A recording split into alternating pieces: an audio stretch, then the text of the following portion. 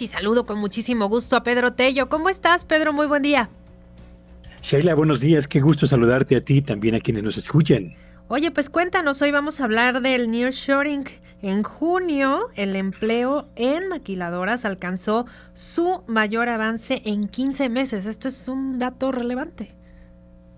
Sin lugar a dudas, a ver, la industria maquiladora de exportación que opera en nuestro país y que fundamentalmente lo hace en la frontera norte, es un sector de la actividad económica que está vinculado muy estrechamente con el comportamiento del mercado y de la economía estadounidense.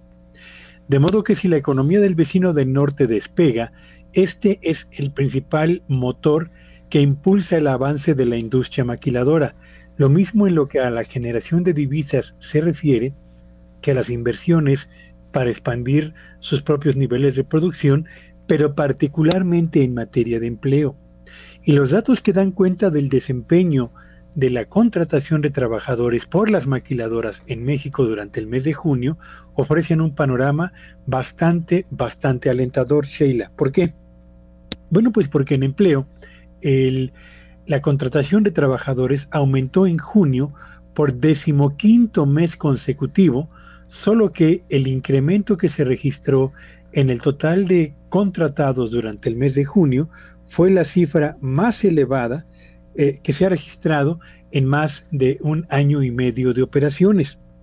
Con ese avance, el total del personal ocupado en la industria maquiladora de exportación mexicana supera los 3.300.000 trabajadores, que es una cifra histórica para este sector y revela, entre otras cosas, diría yo, la fuerza con la que están empujando las inversiones y la contratación de personal.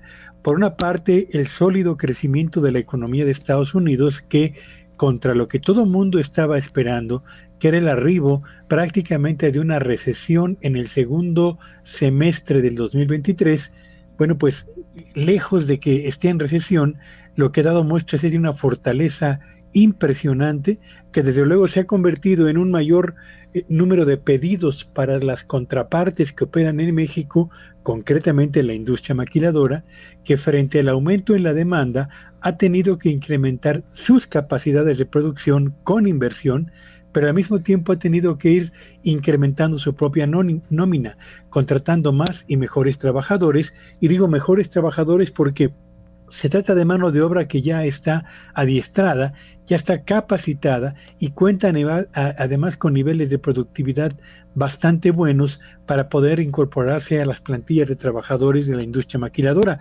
Y esto lo que ha generado, Sheila, no solamente es el aumento en el empleo en el sector formal de la economía, sino además un incremento en el salario real que pagan las maquiladoras a los trabajadores en el norte del país, fundamentalmente, lo que sin duda alguna forma parte también de las buenas noticias alrededor del desempeño de este sector de la actividad económica nacional. Así que tenemos una industria maquiladora pujante que está siendo impulsada por el avance de la economía de Estados Unidos, y esto se está reflejando en mejores empleos para los trabajadores del norte fundamentalmente, y desde luego en un aumento en el salario real que reciben justamente estos trabajadores en aquella región del país, Sheila.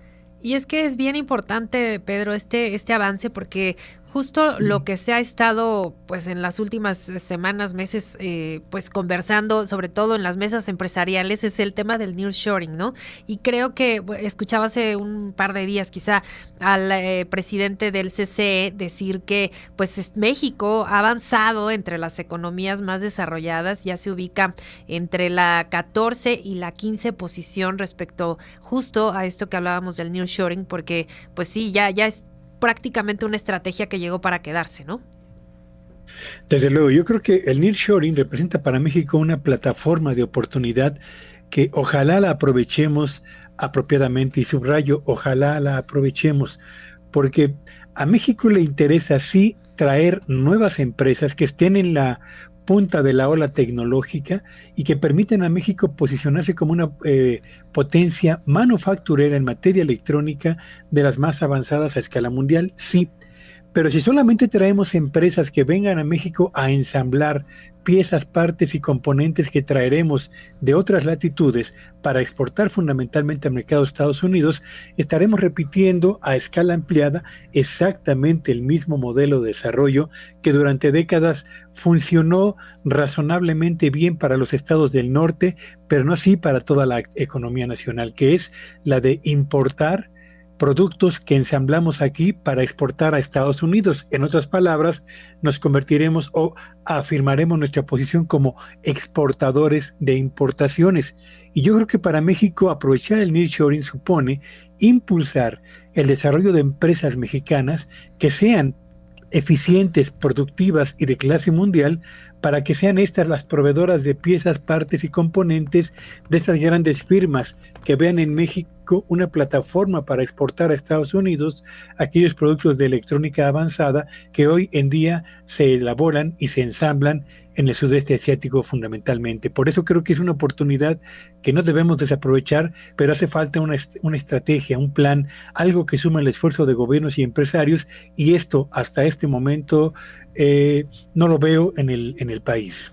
Oye, Pedro, ahora sí que aprovechando el viaje, hace ratito platicábamos con el presidente de Coparmex en torno a estos encuentros que han estado teniendo con toda la cúpula empresarial, o la plana mayor de la cúpula empresarial, con los aspirantes, tanto del Frente como de Morena, y pues él comentaba algo bien interesante, que pues por lo menos ven esta apertura, sobre todo de la parte de Morena, ¿no? Que hemos platicado y sabemos pues que esta división que se ha generado, que se empezó a especular mucho de, pues en un inicio incluso del sexenio, pues de esta ruptura casi entre el empresariado y el presidente, que ya se ha ido, digamos, acortando la brecha, se han estado como bajando los tonos del discurso. Pero ¿tú qué opinas y cómo ves estos encuentros? Porque justo de esto platicaban, ¿no? De las inversiones, del tema de las energías limpias, de todo lo que necesita el país para desarrollarse, obviamente del nearshoring.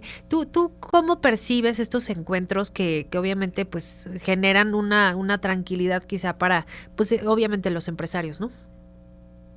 Es evidente que en la primera mitad de la presente administración se sintió un ambiente de confrontación latente entre el sector privado y el gobierno federal.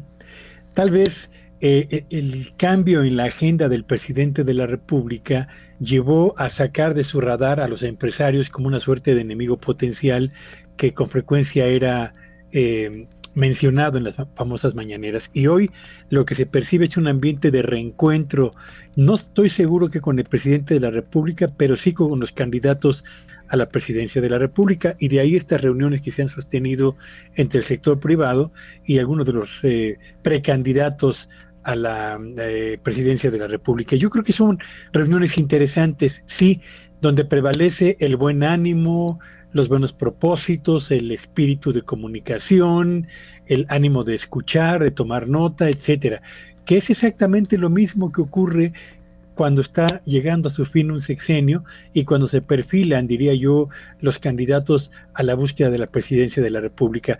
Qué bueno que hay un acercamiento entre candidatos y sector privado.